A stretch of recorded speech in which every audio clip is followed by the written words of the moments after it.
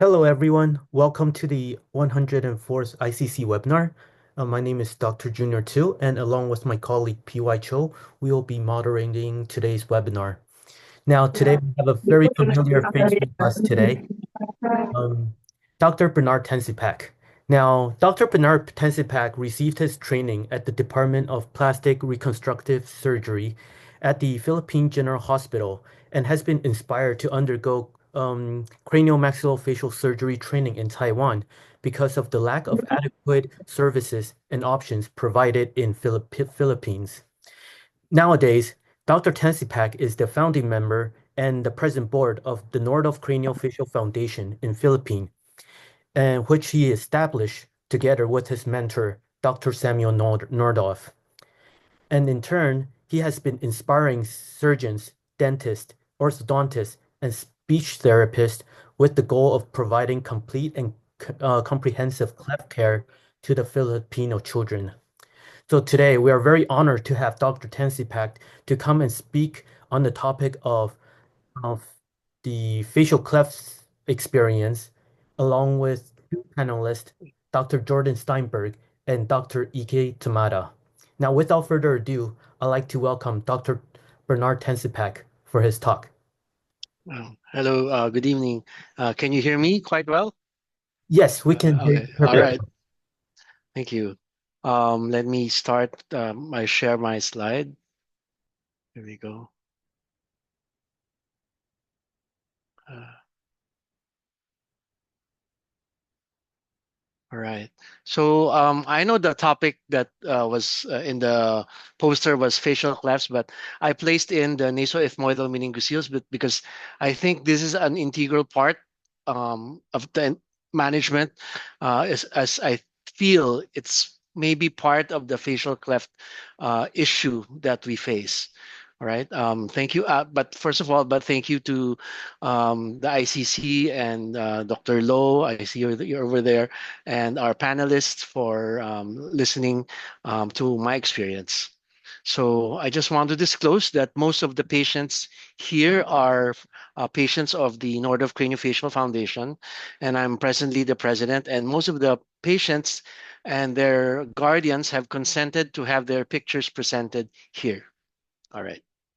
So as you can see, I'm sure most of the participants know about facial clefts, and Dr. Paul Tessier has beautifully illustrated the as seen in this picture, the different types of facial clefts along with their numbers, um, and even the sometimes the involvement of both the eyes, the cheeks, the nose, which sets it apart from the regular cleft lip and palate.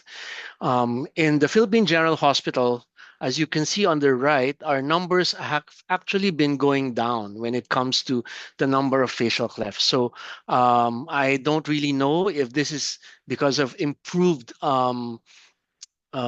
prenatal care or less better nutrition. So I'm sad to say, I'm hoping that it finally goes down to zero. But no, anyway, wait, let me continue. Wait. Oh, there we go. So most facial cleft issues show a deviated premaxilla, a very protrusive premaxilla, very wide clefts, and involvement of other areas of the face, such as the eyes and the nose. All right. So in our protocol, as much as possible, we try to uh, f- uh, it's parallel with our treatment for cleft lip and palate. We focus a lot on pre-surgical orthodontics, especially nasoalveolar molding and lip taping modalities, because we want to bring in um, the wide clefts and bring it closer together so that the surgeons will not have a very difficult time when it comes to closing the cleft lip. Well, not just the cleft lip, but the facial cleft itself, right? So this is a sample of the nasoalveolar mold, and the goal of the pre-surgical NAM is to minimize as much as possible the cleft deformity. All right. So here's one of our patients with a facial cleft number 4 on the left, and almost a very small facial cleft on the three of the number 3 on the right, having alveolar molding, right? And this one, bilateral facial cleft number 3, came to us quite late. She was already around 6 months to 8 months old, and but still we tried. No, I asked our orthodontist, maybe we can just do a lip tape and try to bring the tissues together while we're waiting for to have better nutrition and preparing her for surgery.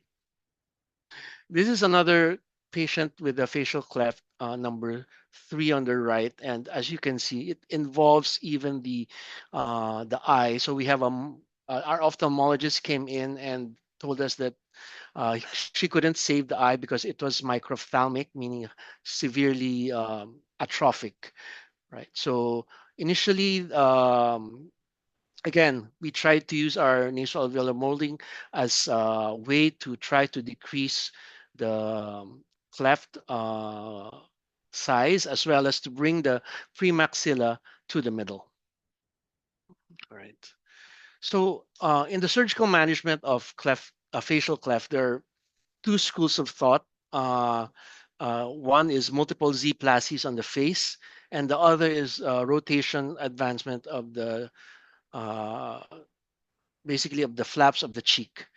For in my protocol, I try as much as possible to respect the aesthetic units of the face when we do our reconstruction. So here is a example. I just got this from a very old craniofacial book that I found in our library, and they advocated for multiple Z-plasties. But if you see some of the results of our patients, the Z-plasty goes all over the aesthetic subunits of the face, and it's quite evident, and they're often the scars are not very nice, and the patients face a lot of ridicule and bullying from our from their peers.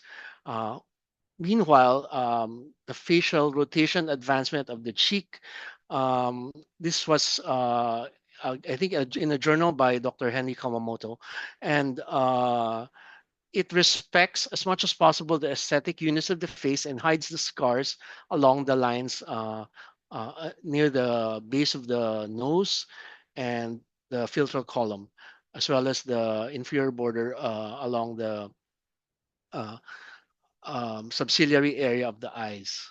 All right. So for our patients, I tried as much as possible. For our first patient, tried as much as possible to respect that. And this is her after the repair.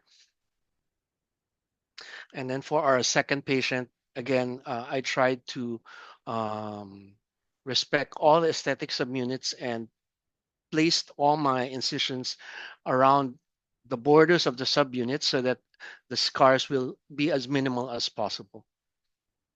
All right. There you go. So as you can see, his right eye has been replaced by a prosthetic.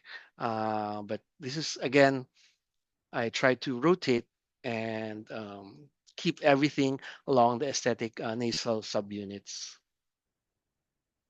These are less, how would you say it, less the facial cleft is not as severe as the other cases. Right. All right, here we go. Again, I want to show you that uh, I try to bring the wait, let me annotate. All right. So we want to bring the lower lid up as much as high as we can, uh, and try to respect the aesthetic subunits here and here so that the scars will not be as visible. Right. All right.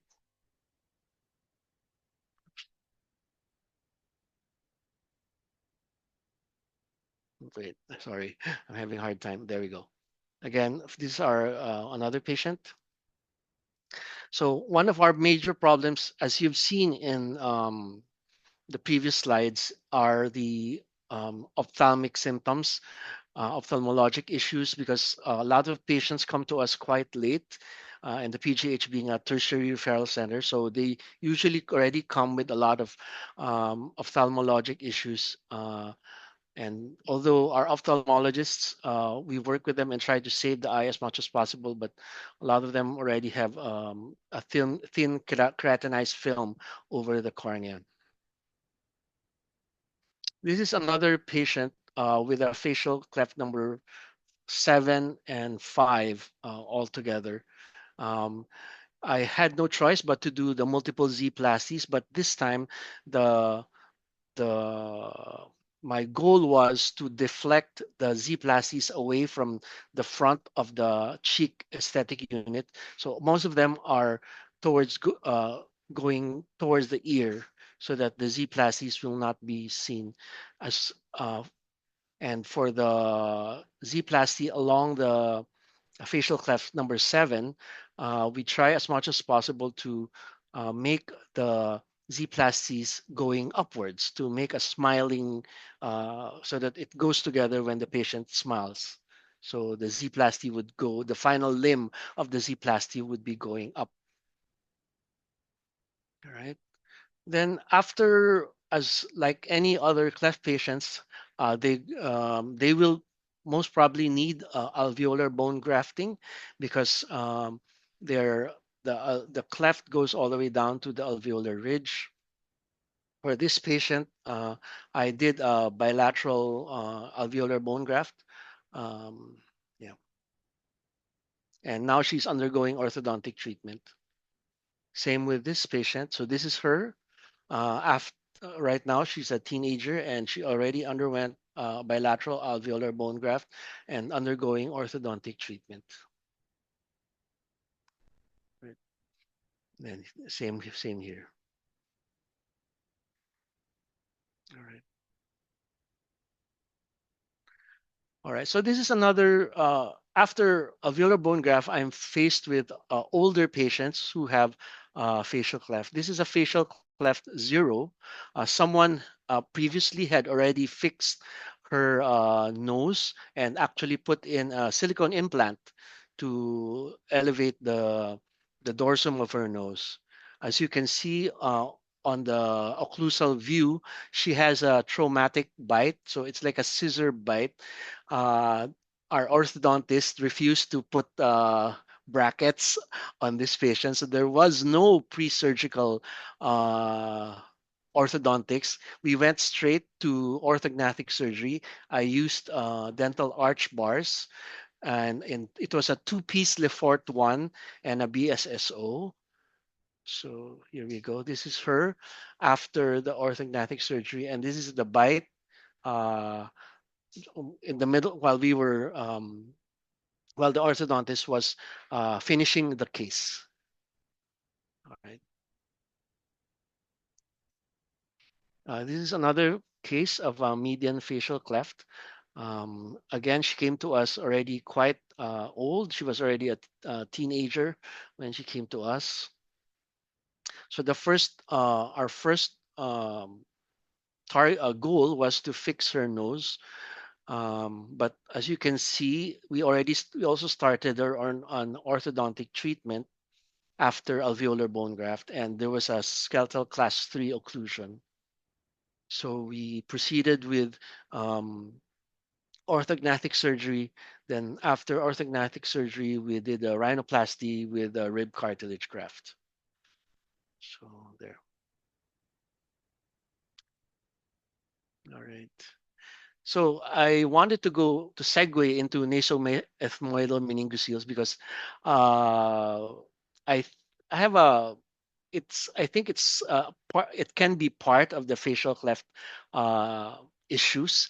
I got a lot of pushback last year when I presented this in the Chang forum, saying that someone was saying it's a totally different entity.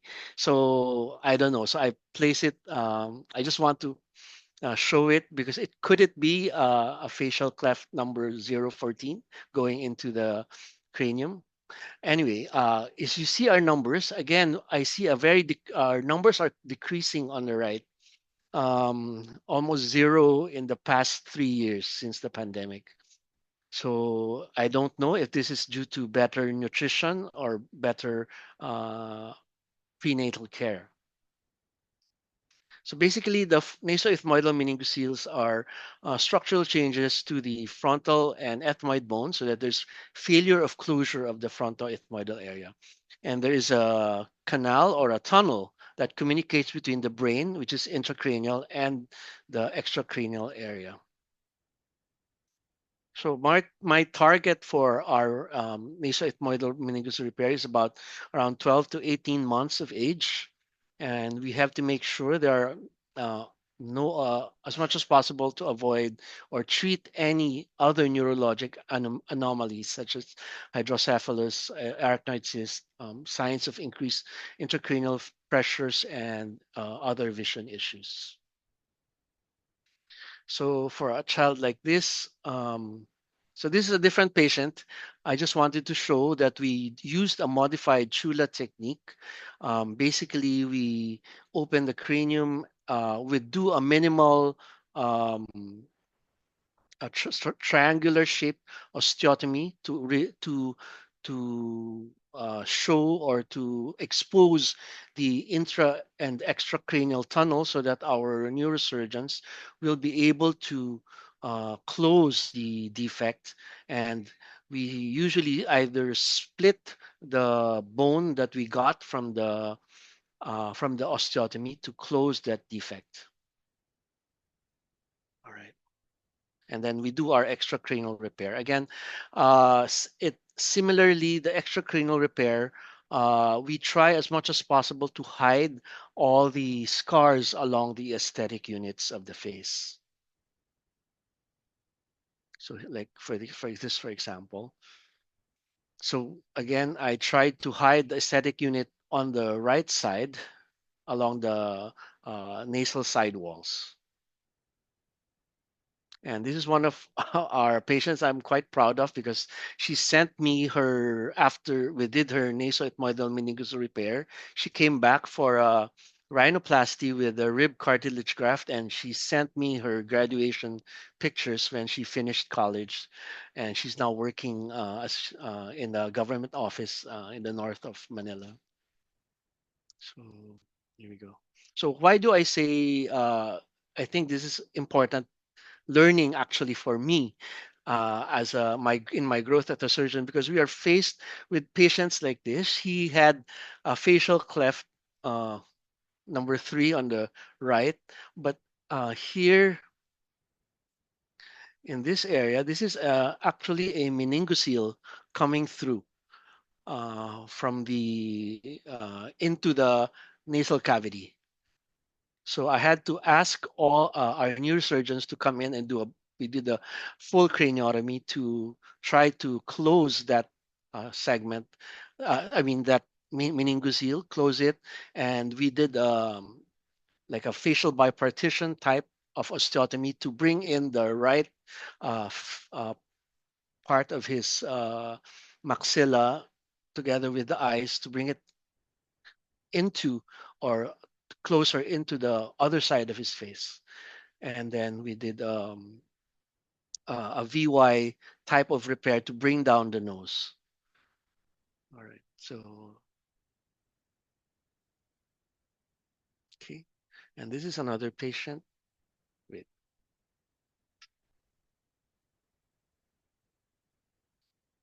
All right. So this is another patient. Uh, Again, a facial cleft number 4 on the left, facial cleft number 3. I would term it like a minimal facial cleft number 3 on the right. She also presents with a frontal meningocele.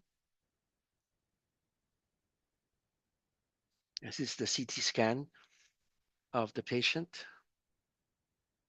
So what we did is we did a biochronal incision, and I asked our neurosurgeons to harvest the parietal bone for me, and we used the the outer cortex of the parietal bone to close the defect um, on the left.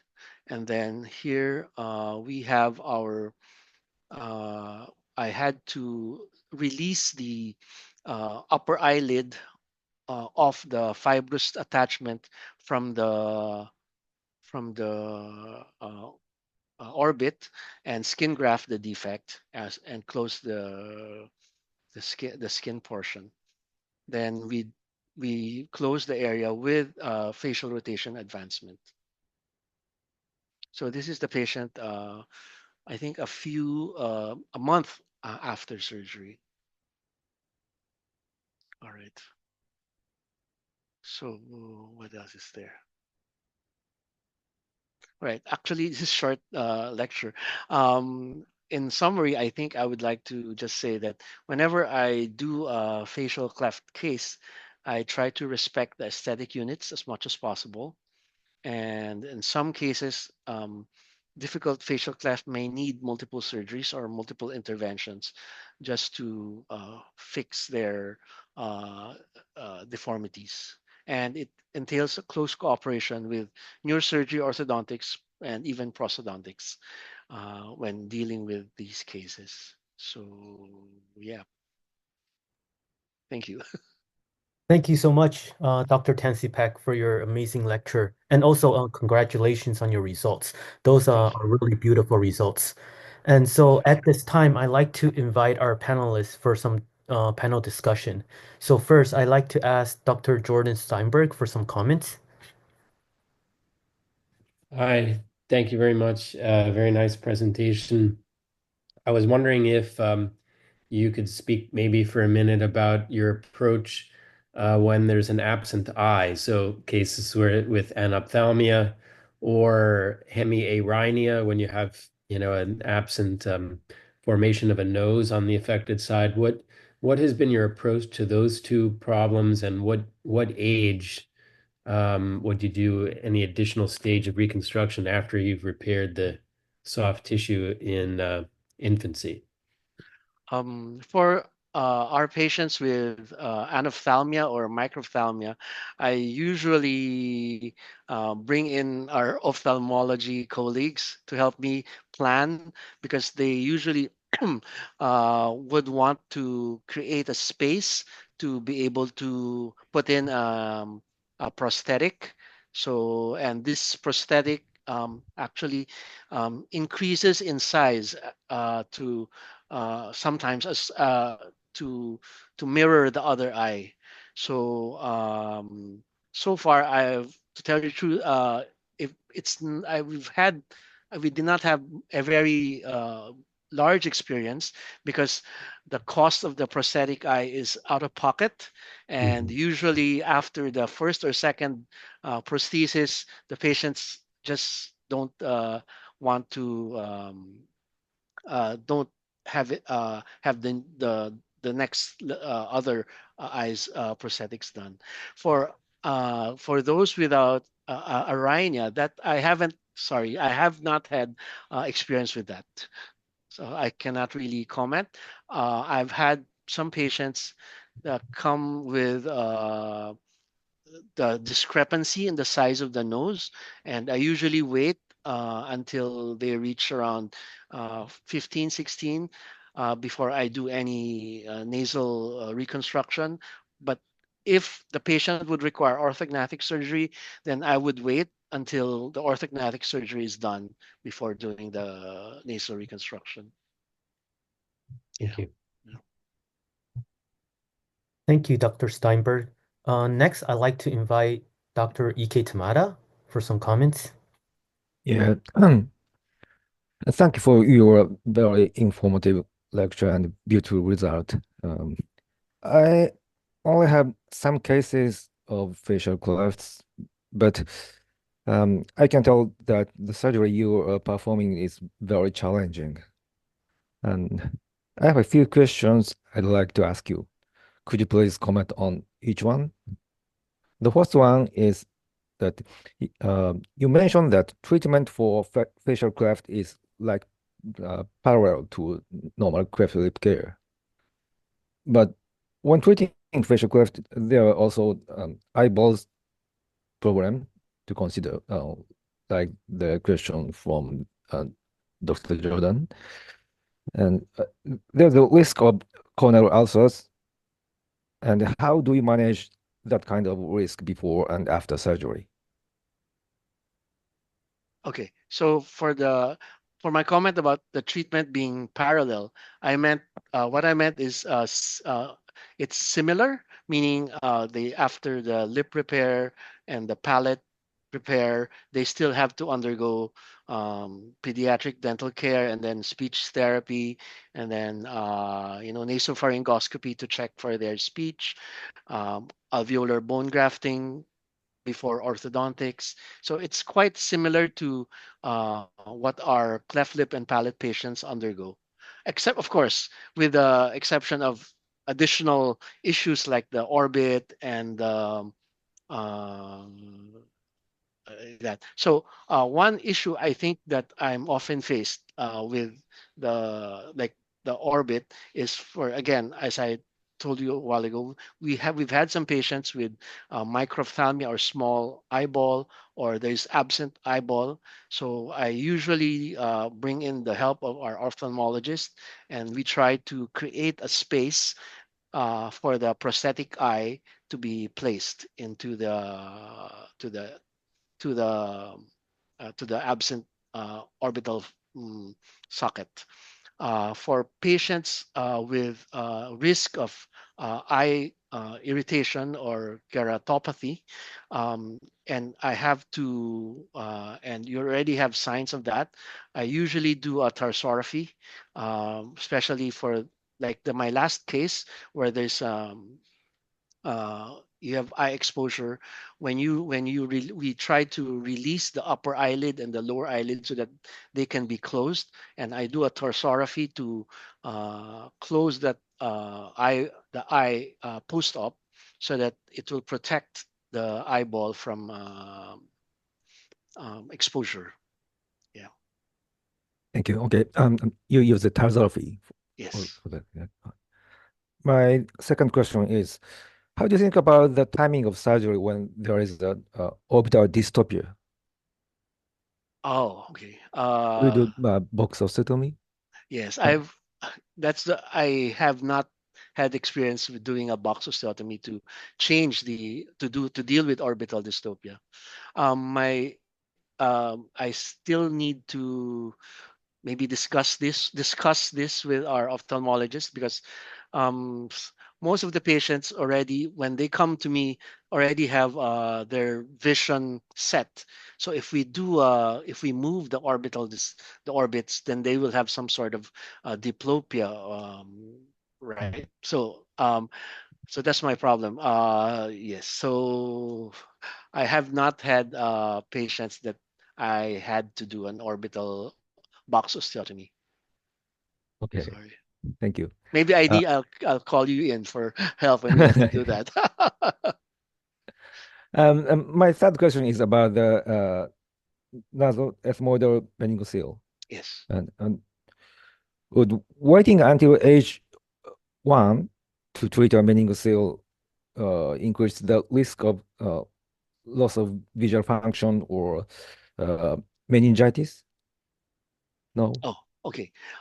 Yes. Oh, it depends actually on the thinness of the outer the skin of the uh, meningocele. Yeah. Yeah. So if it's quite thin, we've done cases as early as 3 months. Okay. So it the reason why we set it my target is around 1 year, because a lot of these cases come with uh, in my experience Yeah. in our setting, malnourishment, malnutrition. They have poor basically malnutrition. So, and then a lot of the parents don't understand the the the extensive surgery that they will undergo.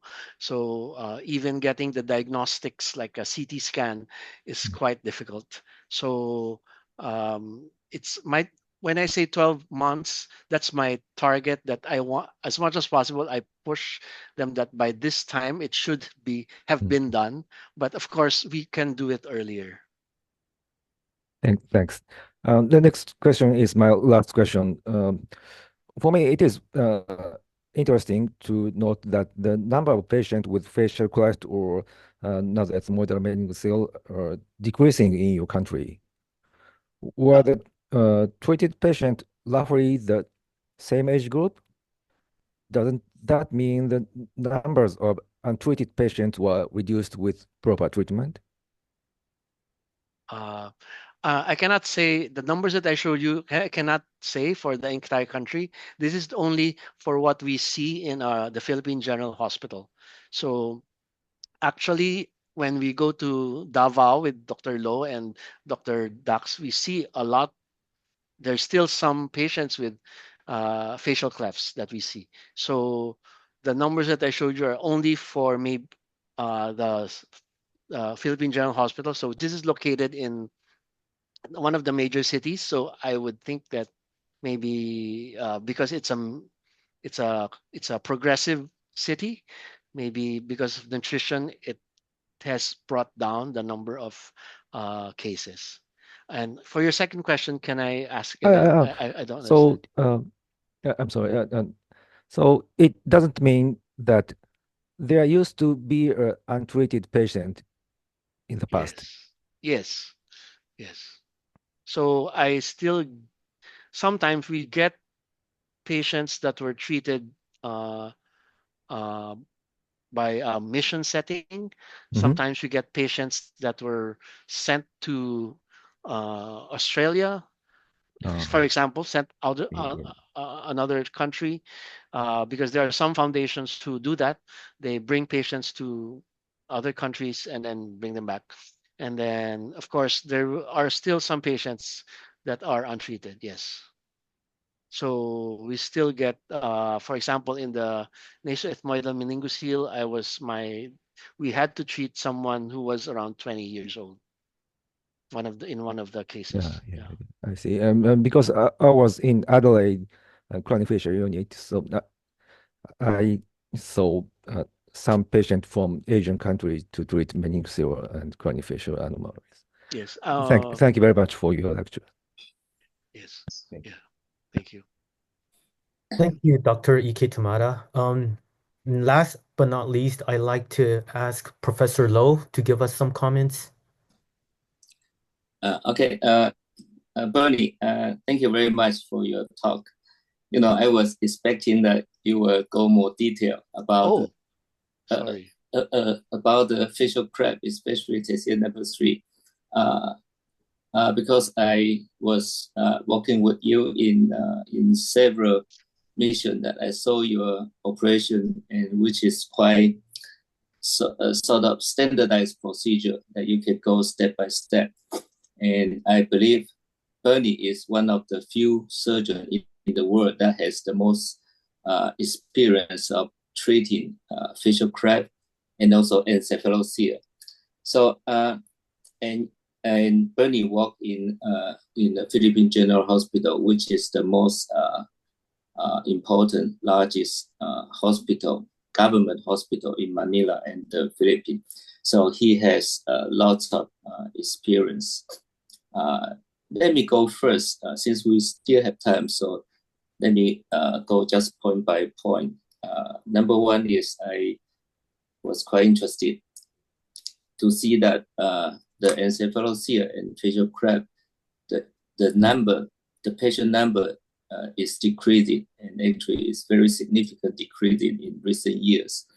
And I believe, as you said, that is maybe prenatal care and maybe nutrition that help to reduce the incidence. And I think that this is true, as in pediatric surgeon. Nowadays in my hospital, the pediatric surgeon mainly has hernia or circumcision to do. There are very few complex or severe newborn deformity. So I think the prenatal care really it matter in terms of reducing the incidence. I think you also mentioned the reason. And the second point is that I also have some experience of doing facial crack in Taiwan as well as in the missions, such as in Mongolia or other country. And every time I saw the case, and when I going to do the case, I feel nervous, because I really do not have enough experience to do like you, step by step. This is really, you don't need to think before surgery and during surgery, then you can design the flap. So what I did is to, a general principle is to do a cheek flap, a big cheek flap, advancement, rotation advancement, and multiple Z plus C, just as you mentioned. And perhaps you have a standard procedure, but I think many surgeons do not have enough cases to develop the standard procedure. So what I did every time is to do, maybe the cheek flap is a large cheek flap advancement, and then other rotation advancement, multiple Z, and step by step to repair the facial crack. So maybe up to here, you may give some comment what you can recommend surgeon. Many, like me, do not have enough experience. What do you suggest when we have a facial crack? Number 3, many, or number 4, or number 2? I think in many incidents we have tested number 3 crack. What do you suggest as to design the surgery in the operation? All right. I'm sorry. I thought okay. I'll just to run through the way I try to fix the facial cleft. So I think the main issue. Let's start with actually for facial cleft number 3 or 4. The main issue here is the eyelid is attached like a cleft lip. It's attached erroneously into the uh, infraorbital rim. So what I have to do is I do a subciliary incision and release the entire lower lid off the orbital rim. So it's like doing when you do your trauma surgery and you want to access the infraorbital rim. So you release the entire the lower lid off the orbital rim and bring it medially to attach it to as high as possible to your medial canthus that you want to create. Then, so one issue here that I often had a problem with before was the lacrimal. The lacrimal duct is quite fibrotic in a lot of the cases, and I had a hard time trying to figure out how to release this lacrimal duct. And I actually asked I was fortunate enough to got to talk to Dr. Kawamoto in this conference, and I told him your results. You are able to release the upper lid so much. How do you deal with the lacrimal duct? And he goes, sometimes I have to cut it. So, and he thinks that since it's part of the cleft, it's fibrotic and it does not function. So when I did that, I cut the lacrimal duct. It released the entire eyelid upward, and I was able to mobilize the entire eyelid. And I asked him, okay, and what about the infraorbital nerve? It can, and he goes, I also have to cut some of the fibers of the nerves to bring in the cheek advancement. Mm. Yeah, Bunny, So do you feel that the patient with severe or complete TCS3 or 4 crabs, they still have the normal lacrimal duct or lacrimal system? I don't think so. I don't You think do not so. think so. I don't think so. So when you develop the chip frame, you can just go ahead without fearing that you may injure the lacrimal system. Yes. Do you do the DCR to reconstruct the? I if the patient has a lot of tearing afterwards, sometimes I've only referred one patient to ophthalmology for that because they have all the the glass rods to create the dacrocystorhinostomy. So, but my other patients don't seem to have issue with tearing. So maybe the other areas of the lacrimal system have adapted to that. Okay, yeah, Bernie. When it's very often that when you see a facial crab, it also combined with regular crab leaf. Yes. So do you do simultaneous repair or do you separate the repair? Yeah. Most of the time I do it simultaneously. Okay. Because of for me, two reasons. One, basically, because most of the patients are from the lower socioeconomic class, and it's quite very difficult to get a slot in the Philippine General Hospital to do multiple surgeries. So at the same time, uh, I want to try to hide the scars around the aesthetic units all the way down to the filtral column. So I do it simultaneously as much as in my hands. I try as much as possible.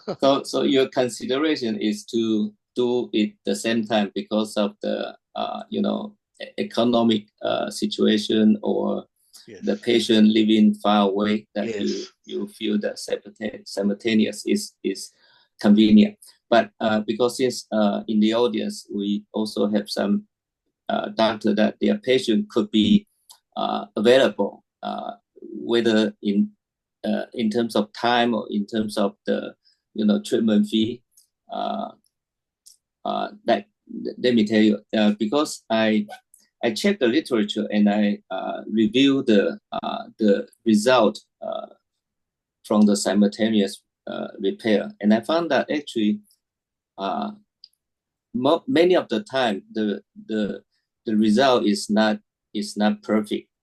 So recently, when I have one of these facial crab combined bilateral crab lip, I decided to do it separate. I repair the facial crab first, and I repair the bilateral lip later, so that I can pay attention and very carefully do the lip repair. Then I have a better repair.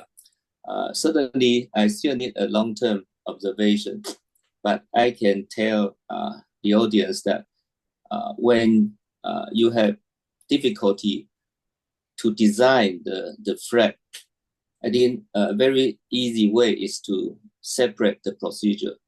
Do the facial crab first and then do the lip repair later. Perhaps patients still have palate, crab palate. You need to do the palate repair. So this is one of the common, but again, it's difficult to say which way is better. So I just provide my opinion for the audience.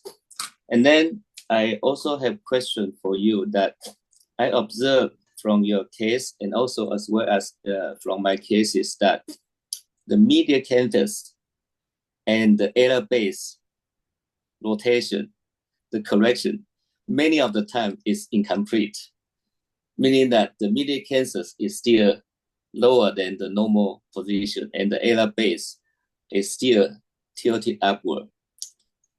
Can you comment on this? Yeah. Actually, I've been trying to because I've been trying to overcorrect the medial canthus, and sadly, I've even sutured to the periosteum of the other side just to make sure it doesn't fall down with scarring. But still, um, I think part of the problem is there's no bone support underneath the cleft, the facial cleft number 3 and 4. So the scarring in that area actually is stronger, and the soft tissue attachment that I've done sometimes gives does not hold. For the nose again, uh, where I'm limited by the amount of soft tissue that I can try to pull down. Yeah. So that's Okay. why coming back a second time Yeah. would be, it would be great. Yeah. I totally agree with you. If you find that the medial canthus and or the ala base rotation is still not enough, anytime you can come back to do a second reconstructive procedure to correct the deformity. Okay. Then the next question is the class 3 malocclusion. And also in my experience, I noticed that some cases, when they become adult, they have class 3 malocclusion. Then I have to do the OGS, orthodontic surgery. It's interesting that the facial crack actually is a failure to fuse, not the tissue deficiency. But we do notice that some of the patients develop class 3 malocclusion that we need to do OGS. What is your impression since you take care of the patient for such a long time? What percentage of patient or how many times you have to do orthodontic surgery when they become adult, and for what reason? Yeah. Well, unfortunately, my oldest patients, the two patients that I showed you, came to us when they're already nearing adulthood, and they already presented initially. So no surgery was done on the other, the the younger one, and the other one they only did a rhinoplasty. So without doing any surgery, they already had class 3 malocclusion. So definitely, I think the fact that they have some sort of craniofacial cleft, they will have class 3 malocclusion. So those two came to me quite already adult. For those that I've treated and have been following up since they were children, um, so far only 3 have undergone alveolar molding. Alveolar bone graft, and already you can see that while undergoing orthodontic treatment, they will need orthognathic surgery. So yeah, I think so. I think the fact that you have a craniofacial cleft already predisposes skeletal class 3 malocclusion. Okay. Then the last comment is let's talk about the nasal reconstruction, because for tessile number 0, number 1, number 2, number 3, and number 4, they very typically have very hypoplastic nose. Okay. In terms of the nasal dorsum, they may not have enough development of nasal dorsum. They may not have enough the so-called the length of the nose.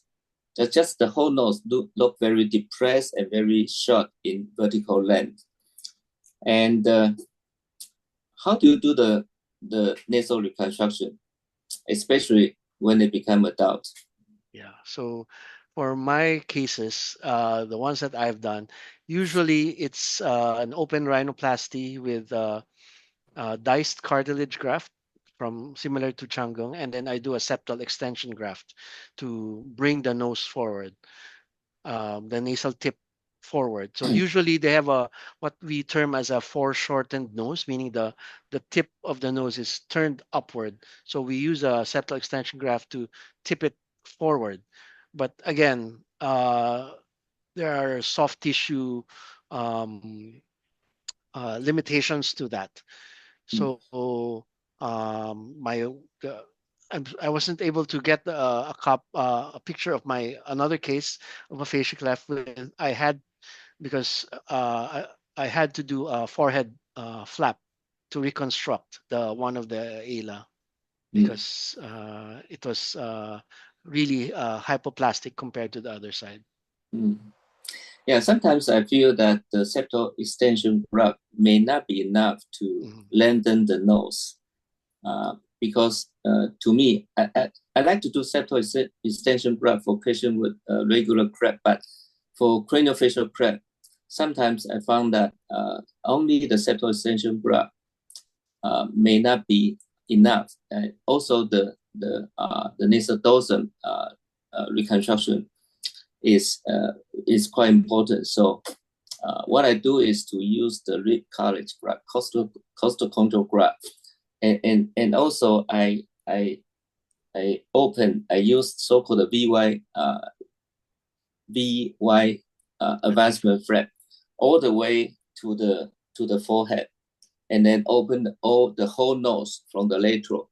So just keep the lower third of the nose, and I can advance all the nasal tissue down to lengthen the nose. That is quite significant lengthening, and use a costal control graft to do the dorsum reconstruction and also the lengthening. Certainly, this is quite significant reconstruction, but also leave the scar in this area, Yeah. in the forehead, and also in bilateral nasal area. But this is but I noticed that the patient actually feel happy after this reconstruction, because compared to the nasal deformity, I think this kind of reconstruction is quite helpful. Maybe if you have patient with very hypoplastic nose, you may consider to do this. Yeah, thank you. Yeah, I've had not had experience of doing the VY for clefts. I've done it for tumor Mm, reconstruction, but not for cleft, for mm. not for facial cleft. So, yeah, I will consider that. Thank you. Okay, Bernie, anyway, very thank you for your presentation, and also, and I think that for the audience that usually we don't have many cases, we just have a few cases or one or two. Uh, but if you have the case, you just be relaxed and design the cheek advancement flap, multiple Z plus C. I think this is the way to go. And then bear in mind that you may do multiple procedure and Yeah. several surgery in order to do a good reconstruction at the end. Yeah. Thank you, Bernie. Oh, yeah. I just want to say that my last comment would be I think the release of the lower eyelid off the infraorbital rim is very important, because if you don't release it, you will not be able to bring in the lower eyelid medially to create your medial canthus. So, yeah. Yeah, that's good comment. Okay, thank you so much, Professor Lowe, for your comments. So at this time, I guess we'll move on to our Q&A session. So the first question is from Dr. Sabir Hussein, and the question is, what is your expert opinion on the effectiveness of NAM therapy, especially for facial cleft patients? Well, as you can see, we've had a lot of, we try as much as possible to use NAM so that we can bring in all the soft tissue, and then there usually is a deviated or a protrusive premaxilla. So we try to bring that premaxilla in and align it with the rest of the alveolar ridge, so that it will not. You will be able, the surgeon will be able to close the orbicularis muscle quite well. So, yeah. Okay, and then the second question is actually from me, and my question Okay. for you is, you mentioned that for some cases you require skin graftings. Yes. So, which skin graft donor site do you usually choose? Well, it depends. So if a small one, we can usually get from behind the ear, but if it's a bigger one, we've I've taken from the clavicle area. And yeah, if it's really needs a bigger one, can get from the middle aspect of the arm. So the problem is, if you're putting it in your upper lid, you have to thin out your skin graft a bit because it's going to be quite bulky if it's from if the dermis portion is very thick. So you have to thin it out a little bit. With regards to the size that you were just referring to, can you give a rough Uh, estimate on that? that's a yeah. I think anything bigger than 2 by uh, uh, 2 by 4 centimeters. It's very difficult to get more than that from behind the ears, or maybe bigger than that. I just get from the clavicle. And our next question is from Dr. Honda. And Dr. Honda's question is, how do you fix the position of the elevated or malpositioned elder base? Okay. Usually I try to create a cut around the alar base area so I can bring it down, and then it's like a half Z when we do on our lip repair. So instead of on the lip, we put it around the alar base and around all the way going up into the alar side wall, and then that Z or that triangle can be filled in from your cheek advancement flap. And our last question is from Dr. Samonte. And the question is that since your foundation's cleft cases are supported by Smile Train, does Smile Train also accept and support facial clefts? What about nasal ethmoidal cases? Okay, so actually, again, one of the reasons why I do the facial cleft simultaneous with the lip repair is that so that Smile Train will fund that surgery. Because if I just do a facial cleft repair without a lip repair, it's not covered by Smile Train. For the nasoethmoidal meningocele, it's not covered by Smile Train. So before, Dr. Ken Salyer uh, was with through the help of the World Craniofacial Foundation, was the one who helped us get it started. I just have to one more comment about the for the bone grafts. I use PDS sutures. So instead of plates or absorbable plates, because the Philippines has does not have funds for that, I suture the bones or keep it in place with PDS sutures instead of uh, plates. Yeah. So yeah, so to keep our costs down for when we do our nasoethmoidal meningocele cases, we use PDS to suture the bones together, and uh, the funding actually comes from World Craniofacial Foundation before. Now we have some local foundations who provide funding for that. Okay, and actually, we have just one last question from Dr. Bekoy. And the question is, may I ask what are the possible risks in this type of surgical procedures and how to minimize those risks? Let's see.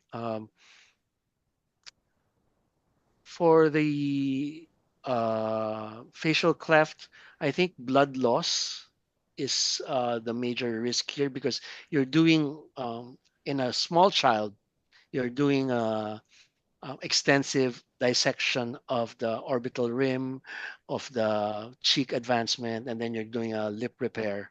So you have to be very wary of your blood loss, and you have to have a very good um, anesthesiologist who can help you with that. Yeah. For the nasoethmoidal meningoceles, a lot of the risk comes from having post-operative a CSF leak. So you have to have your cooperation with your neurosurgeon should be very good. And sometimes we have to elevate a galeal flap to stuff have to reinforce the intracranial repair. Yeah. All right, and that's it for our Q&A session. Thank you so much, Dr. Tansipek. Right. Thank you. Yeah, thank you, Bernie. Thank you for your comprehensive lectures about how to treat the patient with the rare facial cleft. I believe it's a very, very rare experience for even for me, even for all of Taiwan or any like Asia countries. Even Jordan has attended several South Africa's the mission as well. I'm not sure, Jordan, about your experience to have such kind of cases in your mission experience. Yeah, I haven't really seen many with the overseas trips, and even back home, I would say the same as you did, which is it's a few of these types of cases per year that we might get new to the center. Yeah. However, I have one only questions. If how Bernie you can suggest for mission teams once they have a patient such kind of a rare facial cleft, you cannot complete all the surgical procedure all in one times the mission, or what is the most you have to repair in the first treatment for this kind of case? Yeah, in your Oh, okay. experience. Okay. Whenever faced with a facial cleft in a mission, there are only two options. One is to bring them to a tertiary care center, like for example, when I see I get these cases in a mission, because you may need interdisciplinary management with your ophthalmologist, or even if there's an intracranial issue, you may need help from your neurosurgeon. So in these cases, I try to uh, find a way to bring these patients to our hospital in the Philippine General Hospital, so that we have all the blood products if we need to transfuse.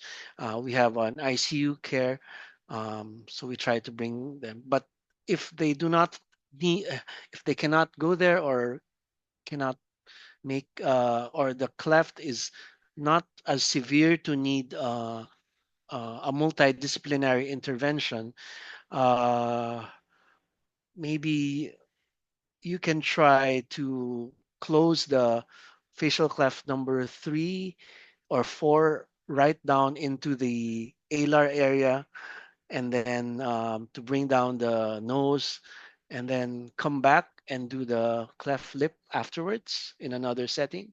So although this is all theoretical, because because of our situation, I try as much as possible to finish this the surgery in the facial cleft plus the cleft lip in one sitting. Yeah. Okay.